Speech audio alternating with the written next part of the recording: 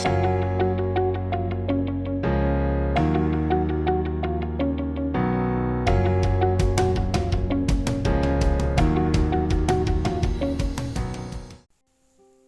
day and welcome to Matters of the Soul. This is Erik Skuman, clinical psychologist, and I'm talking to you about worry. This is program 2 in our series. Last time I shared with you that worry is something that I frequently struggle with, and that it's really something that can chip away and eat away at my faith in the Lord. Now, when you look at worry, it's really more or less about 3 areas in our lives that we usually worry about, and that will be people.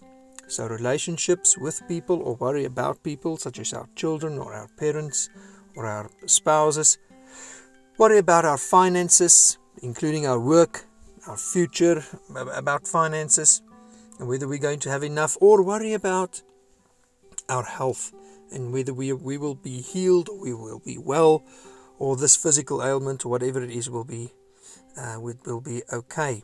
And then we usually also worry about security. So those you'll find in Maslow's hierarchy of basic needs that we have. So we worry about whether will be safe and whether we will be okay, and whether God will really look after us. And you know, when we look at the Word of God, He says that He looks after the birds, but that we are the crown of His creation. And that why, if He would look after a bird and a flower, would He not look after His children, whom He sees as the kings and queens of His creation? And that why would He not just look after us in the same manner that He looks after the animals and the birds, and He blesses them with everything they need, and they do not really worry. You don't see them fretting a lot. They just keep on living day by day. And you know what worry does is it directly goes against your life of faith, and it chips away and eats away at it, because it tells you that God is not able and He won't come through for you. But when you fight worry, you place your trust in the Lord and in His promises, and then you will find Him come through for you.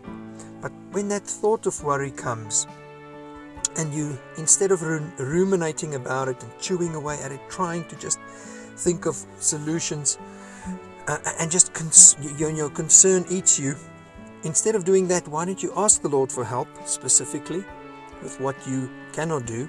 Try to do what you can do and trust Him to help you with that, and then see how He comes through for you. You know, He promises that He looks after the birds of the air. He looks after the flowers, and He looks after His children.